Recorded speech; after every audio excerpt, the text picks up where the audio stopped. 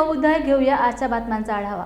कोल्हापूर जिल्हा करवीर तालुक्यातील वसगळे सम्राट अशोक बुद्ध विहारात 10वी-12वी पास झालेल्या गुणवंत विद्यार्थ्यांचा सत्कार विविध मान्यवरांच्या हस्ते करण्यात आला। यावेळी सहाय्यक पोलीस निरीक्षक विनय जिजुके, करवीर पंचायत समितीचे अधिकारी सुनील कुमार गायकवाड, कृषी पर्यवेक्षक राहुल पाटील, प्रदीप रोकडी, बार्टीच्या समन्वयक प्रतिभा सावंत यांनी विद्यार्थ्यांना मार्गदर्शन केले। स्वागत दिनकर कांबळे यांनी केले, प्रास्ताविक संदीप भोसले यांनी केले आणि आभार विहाराचे अध्यक्ष मनोहर भोसले यांनी मानले।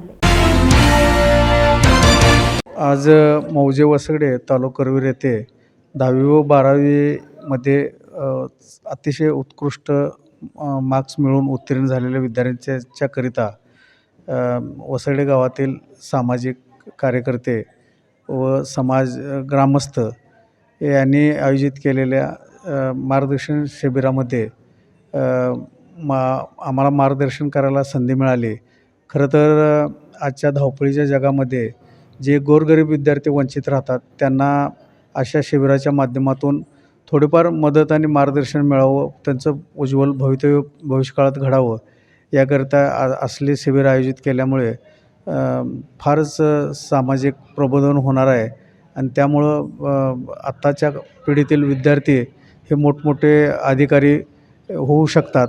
अशा पद्धतीचे वेळोवेळी असे मार्गदर्शन शिबिर आयोजित करावेत ही माझी मनापासूनची इच्छा आहे। मी मनोहर भोसले, आम्रपाली बहुउद्देशीय सेवाभावी संस्थेचे चेअरमन। आजच्या कार्यक्रमासाठी 12वीचे विद्यार्थिनीचा आणि 10वीच्या विद्यार्थिनीचा सत्कार समारंभ आमच्या संस्थेमार्फत ठेवलेला आहे। तो चांगल्या पद्धतीने उत्कृष्ट पद्धतीने पार पाडण्यात आला आहे। त्याच्यासाठी आमचे सरकारी अधिकारी Rokade sir, Gaikwad sir, Sawant madam, परत पाटील मॅडम, विनय गांधीनगर PSI यांनी बहुमोलाचं सहकार्य आणि मार्गदर्शन केलं। त्याबद्दल विद्यार्थी व गावचे सगळे प्रतिष्ठित नागरिक, बौद्ध समाज आणि आमच्या संस्थेचे सर्व पदाधिकारी यांच्यामार्फत त्या सर्वांचं अभिनंदन आणि आभार मानतो। आणि अशाच पद्धतीने आमच्या गावातील उत्कृष्ट कार्यक्रमाबद्दल एकमेकाला सहकार्य करून आमची संस्था गावातील लोक आणि विद्यार्थ्यांचं प्रबोधन होण्यासाठी हा उपक्रम आम्ही अंमलात आणला। त्याबद्दल सर्व विद्यार्थी, पालकवर्ग आणि संस्थेचे पदाधिकारी यांचे आभारी मानतो। आणि परत बौद्ध चॅनलचे प्रतिनिधी दयानंद जिरगे साहेब, त्यांचे सहकारी यांचेसुद्धा आम्ही आभार मानतो। सर्वप्रथम मी जयभीम बोलतो। वसगडे तालुका करवीर जिल्हा कोल्हापूर या ठिकाणी सम्राट अशोक बुद्ध विहार व डॉक्टर बाबासाहेब आंबेडकर क वर्ग पर्यटन स्थळाचा दर्जा या ठिकाणी आहे। तर महाराष्ट्र शासनाच्या वतीनं या ठिकाणी जे क वर्गाचा दर्जा आम्हाला मिळालेला आहे, तो दर्जा आम्हाला इथं वर्षभर आम्ही विविध कार्यक्रम जो घेतो आहे ते कार्यक्रम बघूनच आम्हाला तो दर्जा मिळालेला आहे। या ठिकाणी वर्षभरामध्ये दर पौर्णिमेला बुद्धविहारामध्ये वंदना होते। त्यानंतर वर्षभरामध्ये महापुरुषांच्या जयंत्या, पुण्यतिथी, स्मृतिदिन तसेच राष्ट्रीय महापुरुषांच्या विचारासंदर्भात वेगवेगळे उपक्रम या ठिकाणी या सभागृहामध्ये पार पडत असतात। त्याचबरोबर ज्येष्ठ नागरिकांसाठी इथं काम होतं। येणाऱ्या नवीन ज्यांनी उत्कृष्ट गुणसंपादन केलेले 10वी-12वी पदवीधर विद्यार्थ्यांचा सत्कार समारंभ या ठिकाणी पार पडतो। असं वेगवेगळ्या क्षेत्रामध्ये या ठिकाणी काम सुरू आहे आणि असंच सहकार्य आम्हाला समाजातून, गावातून आणि समाजातील प्रतिष्ठित नागरिकांच्याकडून सहकार्य मिळतं नेहमीच। तर मी या कार्यक्रमाच्या निमित्तानं मी एवढंच सांगू इच्छितो की वारंवार होणाऱ्या या कार्यक्रमासाठी लोकांनी जे सहकार्य आम्हाला इथं दाखवलेलं आहे, इथून पुढच्याही कार्यक्रमामध्ये आम्हाला सहकार्य त्यांनी द्यावं असं मी या माध्यमातून कळवू इच्छितो। धन्यवाद। माझे नाव वीरकुमार तानाजी कांबळे।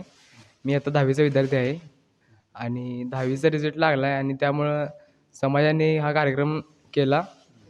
या कार्यक्रमात आम्ही सहभागी होतो आणि या कार्यक्रमात उपस्थित पाहुणे आलेले, तर त्या पाहुण्यांनी आम्हाला खूप मार्गदर्शन केले आणि या मार्गदर्शनाने आम्हाला चांगली प्रेरणा मिळाली। आम्हाला सपोर्ट मिळाला की पुढे जाऊन काय करू शकतो आपण, कोणत्या करिअरमध्ये आपण पुढे जाऊ शकतो याची माहिती मिळाली. या माहितीनुसार आम्ही पुढे शिकत जाऊ. आज वसगडेमधील बुद्धविहाराच्या ठिकाणी 10वी व 12वी उत्तीर्ण झालेल्या विद्यार्थ्यांचा सत्कार सगळेच मान्यवरांच्या उपस्थितीमध्ये संपन्न झाला. आज सगळ्याच मान्यवरांनी विशेष म्हणजे मुलांना चांगल्या प्रकारे मार्गदर्शन केलेलं आहे.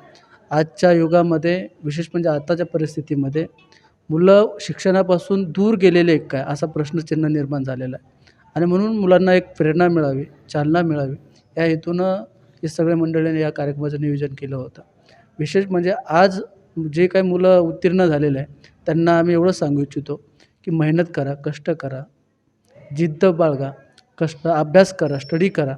जे ध्येय तुमच्या आईवडिलांनी बघितलेले, जे स्वप्न आईवडिलांनी बघितलेले निश्चितपणे आपण जर पूर्ण करणार असाल तर आपल्यामध्ये ती मेहनत असणं गरजेचं आहे. आपल्याला माहिती आहे की महापुरुषांचे विचार आपल्याला एक प्रेरणा देणार आहे. विशेष म्हणजे बाबासाहेबांचे विचार हे नेहमी लोकांना प्रेरणा देणार आहे. ज्या लोकांनी बाबासाहेबांचा विचार स्वीकारला आहे निश्चितपणे त्या मुलींची प्रगती झालेली आहे. देशामध्ये जे मुलं टॉपला आलेले आहे, जे मुलं उत्तीर्ण झालेले आहे त्यांचा आज न्यूज बनलेली आहे की ते लोक आज जे काही ज्यांना आदर्श म्हणून प्रमाण मांडलेलं आहे त्यांचा आदर्श घेऊन ते लोक शिक्षण क्षेत्रामध्ये पुढे गेलेले आहे. आज आपण बघतो की SC कॅटेगरीतले अनेक विद्यार्थी आमचे आहे की जे महाराष्ट्रामध्ये चांगल्या मार्काने पास झालेले आहे. आपल्याला अमरावतीचं त्या मुलीचं नाव मला आठवत नाही आहे, पण ती मुलीचं बघा मागच्या वर्षीचा रिझल्ट आहे की चांगल्या टॉप मार्गाने ती मुलगी यशस्वी झालेली आहे. म्हणजे अनेक मुलं प्रगती करू शकतात, चांगल्या प्रगतीला जाऊ शकतात. फक्त विषय असा आहे की त्यांना एक चालना देण्यासाठी, प्रेरणा देण्यासाठी असणारं गायडिंग्स हे महत्त्वाचं आहे. आणि म्हणून आमचा हेतू हाच आहे की या कार्यक्रमाच्या निमित्तानं जे काही मुलं उत्तीर्ण झालेले त्यांनी निश्चितपणे आपले आईवडिलांचे स्वप्न पूर्ण करावं, अभ्यासाला प्रमाण मानावं आणि चांगला स्टडी करून एक चांगला टॉपचा अधिकारी बनावं. हे आमच्या सगळ्यांची मनापासून त्यांना शुभेच्छा असतील. त्यांच्या प्रति आमच्या सगळ्यांच्या मंगलमैत्री असतील. दीक्षाभूमी येथील सौंदर्यीकरणाच्या मुफड्याआड दीक्षाभूमीच्या स्तूपाला व बोधिवृक्षाला धोकादायक ठरेल असे प्रचंड खोदकाम दीक्षाभूमी येथे करण्यात येत आहे. येथे अंडरग्राऊंड पार्किंग आणि 2 हॉल निर्माण करण्यात येत आहेत जे आपल्यासाठी अत्यंत धोकादायक आहेत.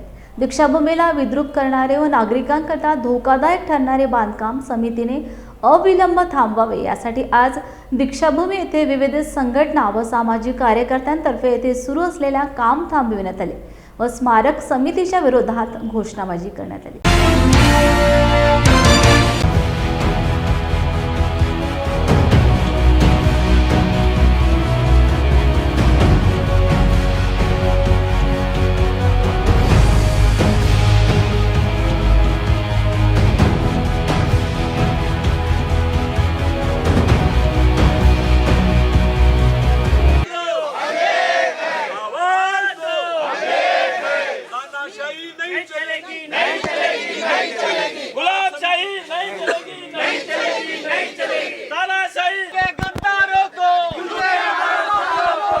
असेल तरी आम्हाला ते मान्य आहे. आमची जशी होती तशीच आम्हाला आमची दीक्षाभूमी पाहिजे. हा जो मातीचा ढेगर आहे आम्ही सगळं मिळून कालही आम्ही खसवलो, आम्ही हा ढेगर पण आता खसवणार. आम्हाला आमची दीक्षाभूमी जशी पाहिजे तशी करून घ्यायची आहे. पवित्र दीक्षाभूमी को तहस नहस करने की लोगों की जो कोशिश है उस कोशिश को हम रोकने आए हैं. हमारा जब यहाँ त्यौहार होता है, हमारे यहाँ धम्म चक्र प्रवर्तन दिन जब होता है तो 2 या 3 या 5 किलोमीटर के पार पार्किंग की जायज़ी है. तो यहाँ पे पार्किंग बनाने की ज़रूरत क्या है? मुद्दा ये है कि इस पवित्र भूमि को खराब करने की कोशिश की गई है और उस कोशिश को हम लोग नाकाम करने आए हैं. हमको हमारी भूमि, हमारी पवित्र भूमि, हमारी बाबा की भूमि जहाँ अपन नतमस्तक होते हैं वो पवित्र भूमि हमको जैसी थी वैसी ही चाहिए. जय भीम.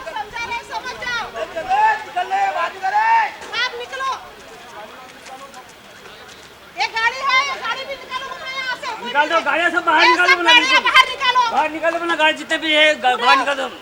आणि आपण सर्व बघत आहात की काही दिवसापासून दीक्षाभूमीच्या ज्या विषयावर जो काही गदारोळ उठलेला आहे त्या संदर्भात आम्ही इथे जमलेलो आहोत. काल आम्ही कमिटीच्या मेंबर्सची मीटिंग केलेली आहे आणि त्यांना बरेच प्रश्न विचारण्यात आली, पण त्यांनी कमिटीने जी उत्तरं दिली ती सर्व उडवाउडवीची उत्तरं होती. ती या सर्व जनतेला सॅटिस्फाईड करणारी उत्तरं नव्हती. आणि आमचं असं म्हणणं आहे आता सर्वजण बोलून गेले की या ठिकाणी जे खोदकाम करणार आहे त्या ठिकाणी ते म्हणजे काय म्हणते वाहनतळ बनवणार आहे, त्यानंतर एक ऑडिटोरियम आहे, एक हॉल आहे असं त्यांनी सांगितलेलं आहे. आणि आमचं असं म्हणणं आहे, आम्ही कमिटीसमोर असे प्रश्न उपस्थित केले की या ठिकाणी जेव्हा 2-3 किलोमीटरपासूनच बॅरिकेड्स लावतात, जेव्हा म्हणजे दीक्षाभूमीवर आपण बघतो की लोक कधी येतात जेव्हा धम्मचक्र प्रवर्तन दिन असतो किंवा 14 एप्रिल असते किंवा 14 ऑक्टोबर किंवा जे काही आपले जे नेमके दिवस आहेत त्याच दिवशी इथे गर्दी होते आणि तेव्हा बॅरिकेड्स लावले जातात. मग या पार्किंगचा उपयोग कोणासाठी आणि कशासाठी हा आमचा प्रश्न होता. त्यानंतरचा असा प्रश्न होता की तिथे त्यांनी असं आम्हाला उत्तर दिलं की तिथे 500 लोकांसाठी आम्ही शेल्टर बनवलेलं आहे, म्हणजे दीक्षाभूमीवर जे लोक येतात त्या शेल्टरमध्ये ते राहतील किंवा झोपतील, खातील, पितील असं त्यांचं आन्सर होतं. पण या ठिकाणी फक्त 500 लोक येत नाही, या ठिकाणी लाखोची संख्या इथे उपस्थित असते 14 ऑक्टोबरला धम्मचक्र प्रवर्तन दिनाला. तर लाखो लोक इथे उपस्थित असताना तुम्ही 500 लोकांसाठी शेल्टर का बनवत आहात, याचा काय उपयोग या ठिकाणी होणार आहे, हा सुद्धा प्रश्न आम्ही त्यांच्यासमोर केलेला आहे. त्यानंतर आपण इथे बघितलेलं आहे की एक तर दीक्षाभूमीची जागा ही फार कमी आहे असं माझं म्हणणं आहे. 22 एकर जागा ही दीक्षाभूमीला होती, पण आपण जर इथं बघितलं तर आपल्याला 22 एकर ही जागा दिसते का, दिसत नाही. कारण इकडे कॉलेजला पण जागा गेलेली आहे, मागे ग्राउंडला क्रिकेट ग्राउंडला जागा गेलेली आहे, त्यामुळे जागा ही ऑलरेडी कमी आहे. लाखोच्या संख्येने या ठिकाणी लोक येतात आणि त्यांना ही जागा अपुरी पडते. तरी सुद्धा हे बांधकाम कशासाठी करताय, कारण इथे या ठिकाणी आमच्या पुस्तकांचे स्टॉल लागतात. दीक्षाभूमीवरून करोडोच्या पुस्तकांची विक्री या ठिकाणी दरवर्षी केली जाते आणि हे सर्व असताना यांनी हे बांधकाम केलेलं आहे ज्याचा काहीच उपयोग नाही. सर्वसामान्य जनता म्हणत आहे की आम्ही याची रिक्वायरमेंट ठेवलेलीच नव्हती, तरी कमिटीने हे का केलेलं आहे. तरीसुद्धा हे बांधकाम करण्यात येत आहे. यामागे खूप मोठे षडयंत्र आहे असं आमचं म्हणणं आहे आणि हे बांधकाम लगेच त्यांनी बंद करावं असं सुद्धा आमची मागणी आहे. आणि हे बांधकाम बंद करण्यासाठी आज आम्ही या ठिकाणी उपस्थित झालेलो आहोत आणि हे बांधकाम बंद केल्याशिवाय आम्ही या ठिकाणावरून हटणार नाही. हानी होणार आहे, त्याच्यामुळे हा अनैसर्गिक बांधकाम आहे, हा त्वरित थांबवून दीक्षाभूमी परिसरामध्ये कंत्राटदारातर्फे खोदकाम करत असताना हा एवढा मोठा मातीचा पहाड निर्माण केलेला आहे.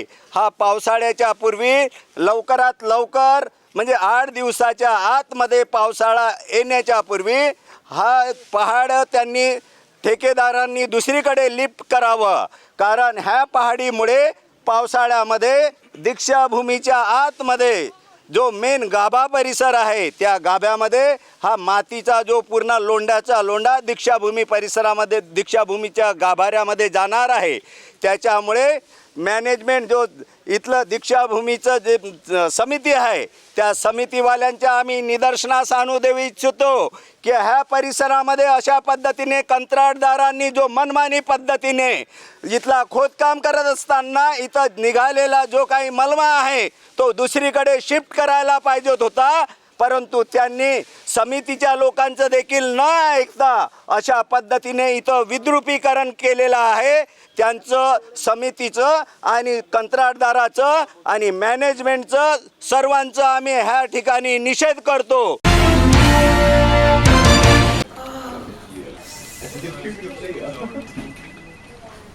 बॉस ने मीटिंग बुलाई. क्या यार, आदमी की तकलीफ को तो समझो.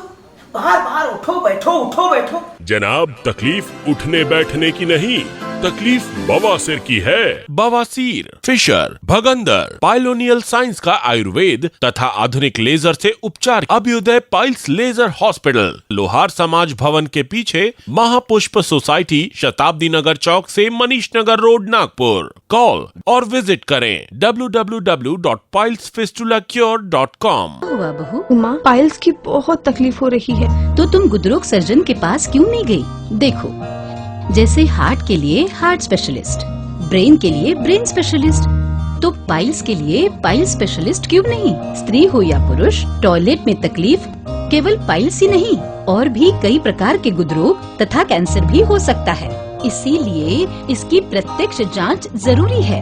ठीक है माँ, पर जांच के लिए हम जाएंगे कहाँ? वही काले आयुर्वेदिक पाइल्स हॉस्पिटल में. लेकिन माँ, प्रेगनेंसी में पाइल्स की दवाइयाँ? प्रेगनेंसी में आयुर्वेदिक दवाइयाँ सुरक्षित होती है. जनहित में जारी. काले आयुर्वेदिक पाइल्स हॉस्पिटल, औषधि चिकित्सा तथा सर्जरी ट्रीटमेंट उपलब्ध. हमारा पता उमरेड रोड, दिघौरी बस स्टॉप के पास, नागपुर. अधिक जानकारी के लिए वेबसाइट पर जाएं kalepileshospital.com. महाराष्ट्र ज्येष्ठ नागरिक संघ, भेस्कॉम संलग्न सहयोग ज्येष्ठ नागरिक संघ आणि नांदेड जिल्हा ज्येष्ठ नागरिक संघ समन्वय समितीच्या वतीने फेस्कॉमचे अध्यक्ष अरुण रोडे यांच्या आदेशान्वये नांदेड येथे 15 जून जागतिक विरुद्ध दुर्व्यवहार तथा अत्याचार जागरूकता दिन साजरा करण्यात आला। या कार्यक्रमाच्या अध्यक्षस्थानी डॉक्टर हंसराज वैद्य होते, तर मराठवाडा ज्येष्ठ नागरिक चळवळीचे आधारस्तंभ सुभाष बाराळे यांनी उपस्थितांना मार्गदर्शन केले। या प्रसंगी आंध्र प्रदेश, तेलंगणा, कर्नाटक राज्याच्या धर्तीवर महाराष्ट्रातील ज्येष्ठ नागरिकांना 3500 रुपये मानधन सुरू करण्यात यावे अशी मागणी केंद्र व राज्य सरकारकडे करण्यात आली। हंसराज वैद्य, सहयोग ज्येष्ठ नागरिक संघ वजिराबाद नांदेडचा अध्यक्ष, फेस्कॉमशी संलग्न। काल आम्ही वैश्विक ज्येष्ठ नागरिक छळ जागृती दिन साजरा केला। त्या संदर्भामध्ये बरेच मान्यवर उपस्थित होते आणि श्रोतेही उपस्थित होते। ह्याच्यामध्ये चर्चेमध्ये अतिशय वेगवेगळ्या पद्धतीने चर्चा झाली आणि ज्येष्ठांची कशी छळ होतो, कसे त्यांची बेब्रू होते किंवा त्यांना गैरवर्तन त्यांच्याबरोबर होतं, त्याबद्दल खूप मोठी चर्चा झाली। आणि सगळ्यात शेवटी असा निर्णय म्हणजे चर्चेअंती असं सिद्ध झालं की ज्येष्ठांना जे छळ केला जातो किंवा त्यांना पाणउतारा त्यांचा केला जातो किंवा त्यांची इज्जत राखली जात नाही किंवा त्यांना सन्मान दिला जात नाही, तो केवळ आणि केवळ आर्थिक दौर्बल्य हा त्याचा मेन गाभा आहे। आज तो 60 वर्षाचा झालेला आहे, त्याच्या अंगातून शक्ती गेलेली आहे, त्याला कानाला ऐकू येत नाही, डोळ्याला बरोबर दिसत नाही आणि आर्थिक व्यवहार सगळे त्याचे गेलेले असल्यामुळं तो आज बिलकुल निराधार झालेला आहे आणि त्याला 2दाची रोटी आणि 2दाचा चहासुद्धा वेळेवर मिळत नाही। या संदर्भामध्ये मी शासनाला, केंद्र शासनाला आणि राज्य शासनाला अशी विनंती करू इच्छितो की आमचा बऱ्याच दिवसापासूनच्या ज्येष्ठ नागरिकांचा जो संघर्ष चालू आहे मानधनासाठी, तो त्या दिनानिमित्त त्याने निर्णयाला काढावा, तडीस न्यावा आणि त्यांना आंध्र प्रदेश, कर्नाटक, तेलंगणा आदी शेजारी राज्याप्रमाणे महाराष्ट्र राज्यानेही त्यांना मानधन देण्यात यावं। कारण मानधन जर मिळत राहिलं त्यांना तर ते अत्यंत समाधानी राहतील, त्यांची कुटुंबामध्ये इज्जत वाढेल, त्यांचं स्थैर्य वाढेल, त्यांना त्यांची विचारपूस केली जाईल, त्यांच्या औषधापाण्याचाही खर्च त्यांना मिळेल आणि त्याच्या मुलाला आणि सुनेला ते एक आता हे म्हातारे कधी मरतील असा त्यांना प्रश्न पडणार नाही, कारण त्यांना मानाचं धन जर मिळालं शासनाकडनं तर हे फार उपयुक्त ठरणार आहे। आणि शासनाला मी हे सांगू इच्छितो की आता येता विधानसभेचे इलेक्शन लागणार आहेत 2-3 महिन्यामध्येच। ज्येष्ठ नागरिक समूह हा मोठा मतदार आहे आणि हा मतदार 100% मतदान करणारा आहे। त्यांची नाराजी जर दूर झाली तर ते ज्या कोण्या पक्षाच्या वतीनं आपल्या जाहीरनाम्यामध्ये, निवडणूक जाहीरनाम्यामध्ये ज्येष्ठ नागरिकांचा प्रश्न उचलून धरतील आणि त्यांना मानधन देऊ करतील, त्यालाच मतदान करण्याचा त्यांचा आता निर्णय झालेला आहे जवळपास। म्हणून शासनाला पुनश्च एकदा विनंती करतो की त्यांच्या मानधनाचा प्रश्न ह्या येत्या अधिवेशनामध्ये, दोन्ही अधिवेशन केंद्र शासनाच्या आणि राज्य शासनाच्या मध्ये चर्चेला जावा आणि त्याच्यासाठी एक वेगळी मोठी निधी उपलब्ध करून देण्यात यावी आणि ज्येष्ठांच्या मानधनाचा प्रश्न सोडवण्यात यावा, तरच खऱ्या अर्थानं आपण हा दिन साजरा केल्याचं सार्थक होईल असं मला वाटतं। कोल्हापूर पोलीस दलाच्या वतीने रिक्त झालेल्या पोलीस भरती 19 जून ते 27 जून अखेर पोलीस मुख्यालय पोलीस परेड ग्राउंडमध्ये होणार असल्याची माहिती जिल्हा पोलीस प्रमुख महेंद्र पंडित यांनी पत्रकार परिषदेत दिली। कालावधी दरम्यान जे पोलीस कर्मचाऱ्यांचे पद रिक्त झालेले आहेत त्याची भरती प्रक्रिया सुरू करण्यात येणार आहे। यामध्ये 154 पोलीस शिपाई पद रिक्त आहेत आणि 59 चालक पोलीस शिपाई ही पद रिक्त आहेत। त्याची भरती प्रक्रिया आणि मैदानी चाचणी ही 19 जूनपासून सुरू होते आहे। एकूण पोलीस शिपाई भरती प्रक्रियेसाठी 6,777 उमेदवारांनी अर्ज सादर केलेले आहेत आणि चालक पोलीस शिपाई या कॅटेगरीमध्ये 4,668 असे एकूण 11,445 अर्ज या भरती प्रक्रियेसाठी उमेदवारांनी सादर केलेले आहेत. दर दिवशी साधारण 1,400 उमेदवारांना बोलवण्याचं नियोजन जिल्हा पोलीस दलातर्फे करण्यात आलेलं आहे. दररोज 1400 उमेदवारांची कागदपत्र तपासणी असेल, छाती उंची मोजणं असेल आणि जो मैदानी चाचणीसाठी पात्र ठरला त्या उमेदवाराची मैदानी चाचणी ही केली जाईल. पोलीस मुख्यालय, परेड ग्राउंड, कसबा बावडा या ठिकाणी या मैदानी चाचणीचं आयोजन केलेलं आहे. त्याचबरोबर सदर मैदानी चाचणीच्या ठिकाणी संपूर्ण परिसर हा CCTV निगराणीखाली ठेवण्यात आलेला आहे. उमेदवारांसाठी फेस रेकॉग्निशन कॅमेऱ्याची व्यवस्था केलेली आहे. मैदानी चाचणीमधील जे 1600 मीटर, 800 मीटर आणि 100 मीटरची जी चाचणी आहे त्यासाठी RFID टॅगचा वापर पोलीस दलातर्फे करण्यात येणार आहे, जेणेकरून उमेदवाराची अचूक वेळ ही नोंदवली जाईल. त्याचबरोबर जे उमेदवार या भरती प्रक्रियेमध्ये सहभागी होतील यांच्यासाठी वैद्यकीय सुविधा देखील पोलीस परेड ग्राउंडवर उपलब्ध करण्यात आलेली आहे. त्यामध्ये वैद्यकीय पथक असेल, औषधं असतील, त्याचबरोबर ॲम्ब्युलन्सची देखील व्यवस्था करण्यात आलेली आहे. उमेदवारांसाठी ग्लुकोज असेल, ORS असेल, पिण्याचं पाणी असेल, केळी असेल याची देखील व्यवस्था करण्यात आलेली आहे. संपूर्ण भरती प्रक्रिया ही निपक्षपातीपणे व पारदर्शक रीतीने राबवण्यासाठी कोल्हापूर जिल्हा पोलीस दलाची तयारी पूर्ण झालेली आहे. याची रंगीत तालिमीचं देखील आयोजन उद्या पोलीस परेड ग्राउंडवर करण्यात आलेलं आहे. यामध्ये माननीय अपर पोलीस महासंचालक कार्यालयाने देखील 2 वेगळ्या घटकामध्ये जर उमेदवारांनी वेगळ्या पदांसाठी अर्ज सादर केले असतील आणि एका ठिकाणाहून दुसऱ्या ठिकाणी जाण्यासाठी त्याला जर पुरेसा वेळ मिळत नसेल मैदानी चाचणीसाठी, तर त्याला 4 दिवसांनी पुढील मैदानी चाचणीची तारीख व वेळ मिळावी याचं देखील आदेश पारित केलेले आहेत. ते देखील आम्ही आता आपल्या माध्यमातून उमेदवारांना सांगतोय.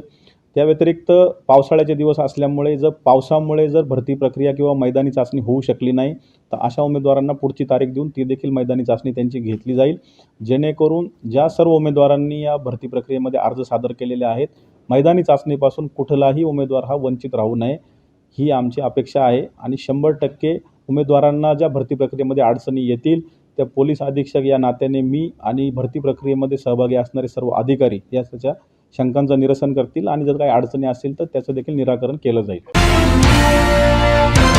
क्रांतिज्योती सावित्रीबाई फुले वर्धा सोशल फोरमच्या वतीने आयोजित करण्यात आलेल्या पुरस्कार सोहळ्यात जिल्ह्यातील आत्महत्याग्रस्त महिला पोपटराव पवार गांधीवाडी, विभा गुप्ता यांच्यासह 82 महिला उपस्थित होत्या.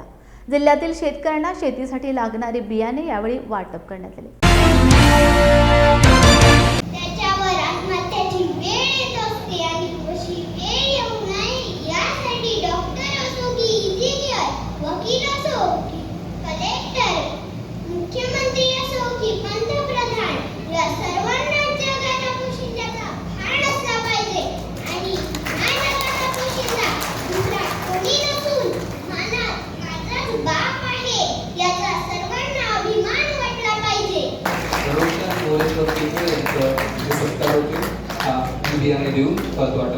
देखील आहे तर आपण त्यांचा पुन्हा एकदा टाळ्यांनी स्वागत करूया.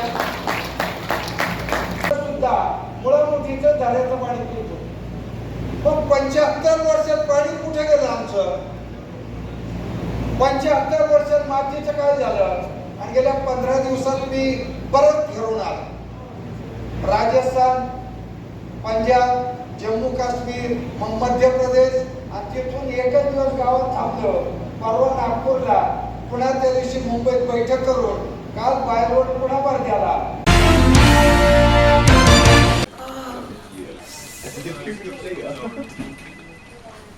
बॉस ने मीटिंग बुलाई. क्या यार, आदमी की तकलीफ को तो समझो. बाहर बाहर उठो बैठो. जनाब, तकलीफ उठने बैठने की नहीं, तकलीफ बवासीर की है। बवासीर, फिशर, भगंदर, पाइलोनियल साइंस का आयुर्वेद तथा आधुनिक लेजर से उपचार। अभ्युदय पाइल्स लेजर हॉस्पिटल, लोहार समाज भवन के पीछे, महापुष्प सोसाइटी, शताब्दी नगर चौक से मनीष नगर रोड, नागपुर। कॉल और विजिट करें www.pilesfistulacure.com। हुआ बहू, उमा, पाइल्स की बहुत तकलीफ हो रही है, तो तुम गुदरोग सर्जन के पास क्यों नहीं गई? देखो, जैसे हार्ट के लिए हार्ट स्पेशलिस्ट, ब्रेन के लिए ब्रेन स्पेशलिस्ट, तो पाइल्स के लिए पाइल्स स्पेशलिस्ट क्यों नहीं? स्त्री हो या पुरुष, टॉयलेट में तकलीफ केवल पाइल्स ही नहीं, और भी कई प्रकार के गुदरोग तथा कैंसर भी हो सकता है, इसीलिए इसकी प्रत्यक्ष जांच जरूरी है। ठीक है माँ, पर जांच के लिए हम जाएंगे कहाँ? वही काले आयुर्वेदिक पाइल्स हॉस्पिटल में। लेकिन माँ, प्रेगनेंसी में पाइल्स की दवाइयाँ? प्रेगनेंसी में आयुर्वेदिक दवाइयाँ सुरक्षित होती है।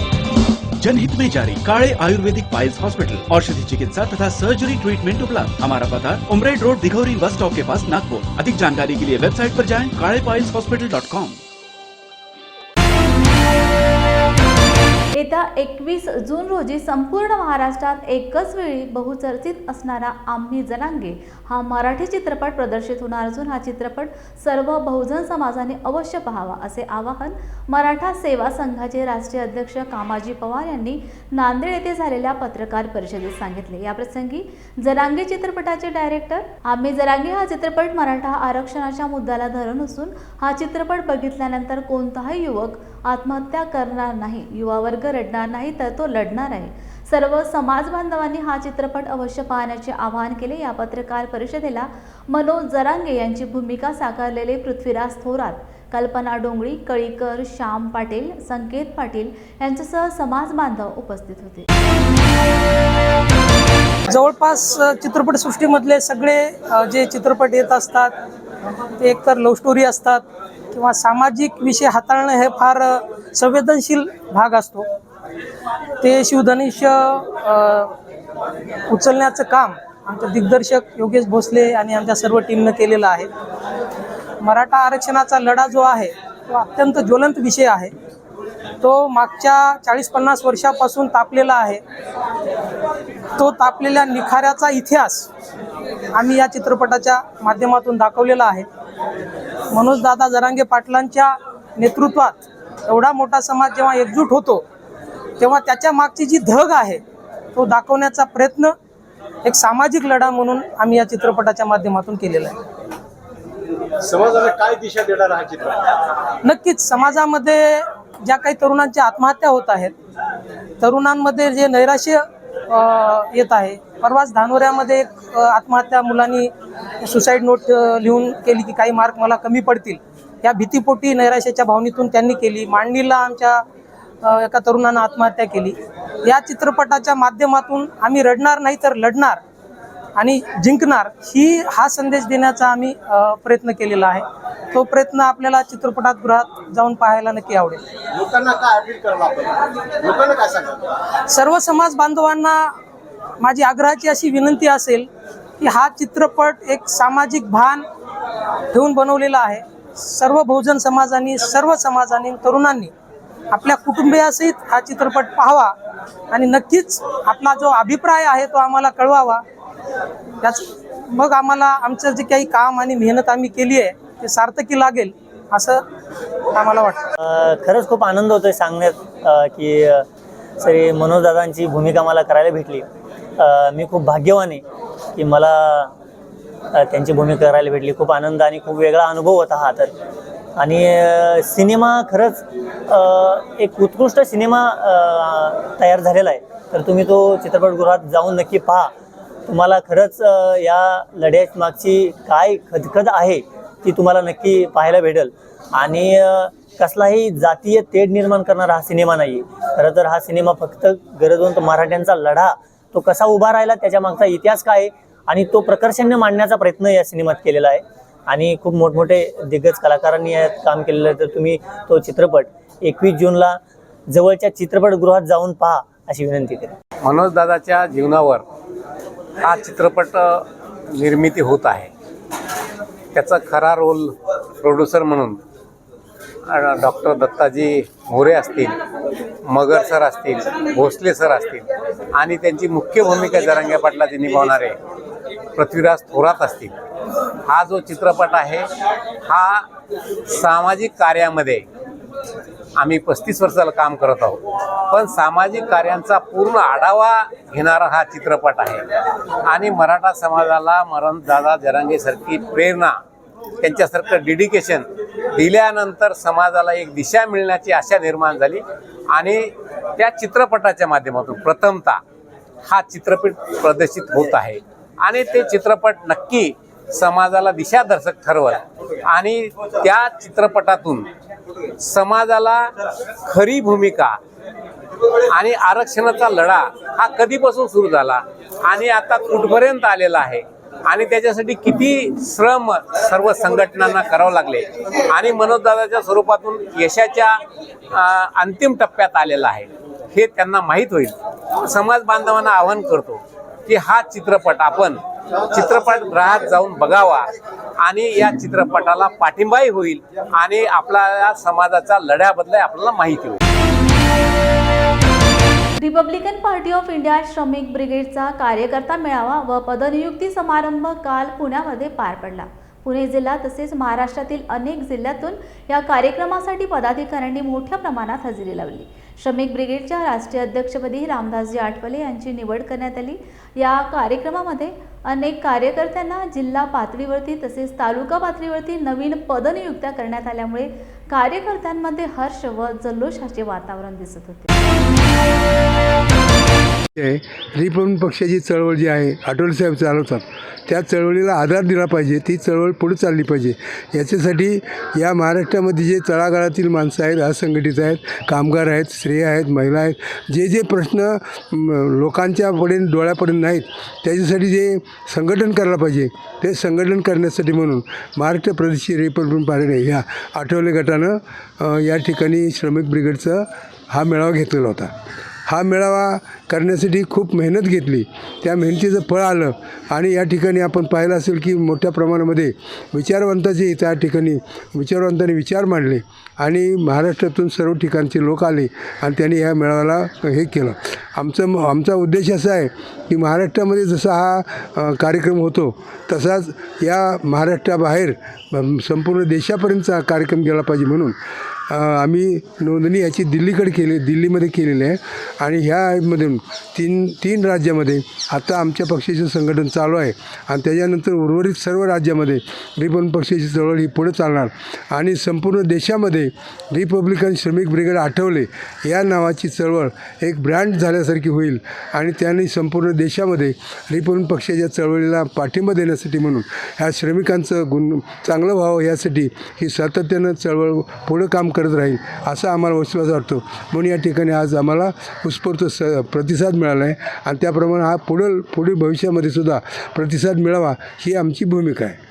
लोकनेते रामदासजी आठवले साहेबांच्या नेतृत्वाखाली चालणाऱ्या रिपब्लिकन श्रमिक ब्रिगेडचा आज पुणे शहरामध्ये या पंडित जवाहरलाल नेहरू नाट्यगृहामध्ये मेळावा घेण्यात आला. या मेळाव्याला प्रचंड असा उत्स्फूर्त प्रतिसाद मिळालेला आहे. भविष्यकाळात या मेळाव्याच्या माध्यमातून ही लोकचळवळ उभी राहून संपूर्ण राज्यामध्ये रिपब्लिकन श्रमिक ब्रिगेडच्या वतीनं तळागाळातील माणसाचं काम, शोषित वंचित घटकाला न्याय देण्याचं काम या संघटनेच्या माध्यमातून करण्यात येणार आहे. त्यानिमित्त आज आमचे ज्येष्ठ मार्गदर्शक माजी आमदार ॲडव्होकेट LT सावंतसाहेब यांच्या अध्यक्षतेखाली हा मेळावा या ठिकाणी संपन्न झाला. या मेळाव्यात जवळजवळ 100 व राज्य लेवलचे पदाधिकारी असतील, जिल्हा असतील, तालुका असेल, शहर असेल या लेवलच्या पदाधिकाऱ्यांना नियुक्तीपत्र देऊन ही चळवळ गतिमान करण्याचा प्रयत्न या मेळाव्याच्या माध्यमातून केला आहे. निश्चितपणे मला या आपल्या मीडियाच्या माध्यमातून सांगावंसं असं वाटतं की रिपब्लिकन श्रमिक ब्रिगेड ही चळवळ सर्वसामान्य कार्यकर्त्याकरता आणि सर्वसामान्य शोषित वंचित घटकाच्या न्याय हक्कासाठी संपूर्ण महाराष्ट्रभर काम करेल. Republican party of India Athawale श्रमिक ब्रिगेड या संघटनेचा कार्यकर्ता मेळावा आणि पदनियुक्ती समारंभ आज पुणे येथील ज्या पंडित जवाहरलाल नेहरू नाट्यगृहामध्ये आयोजित केला होता. यामध्ये सुमारे 100 पदाधिकाऱ्यांना पदं देऊन त्यांची नियुक्ती करण्यात आलेली आहे आणि यात संपूर्ण महाराष्ट्रातली पदं असतील, जिल्ह्यातली पदे असतील, तालुक्यावरील पदे असतील आणि शहरातली पदे असतील अशी सर्व पदं देऊन या ठिकाणी त्यांचा पदनियुक्ती करण्यात आलेली आहे. रिपब्लिकन श्रमिक ब्रिगेड हे नेहमीच गोरगरीब जनतेसाठी, श्रमिकांसाठी, कष्टकऱ्यांसाठी लढा देत असतं. त्यांच्या न्याय हक्कासाठी लढत असतं. त्यांचे प्रश्न सोडवण्यासाठी अग्रेसर असतं आणि या भविष्यात देखील रिपब्लिकन श्रमिक ब्रिगेडच्या वतीने जनमानसांच्या न्याय हक्कासाठी तीव्र असे लढे आंदोलने केली जातील आणि संघटन हे मजबूत करून केंद्रीय सामाजिक न्याय राज्यमंत्री माननीय रामदासजी आठवले साहेब यांचे हात बळकट करण्यासाठी संघटना कार्यरत राहील अशी सर्व पदाधिकाऱ्यांनी अपेक्षा व्यक्त केलेली आहे आणि मी देखील साहेबांच्या नेतृत्वाखाली ही संघटना बळकट करण्यासाठी विशेष प्रयत्न करत राहील. बातमीपत्रात इथेच थांबूया. पुन्हा भेटूया ताज्या घडामोडी घेऊन. जय भीम.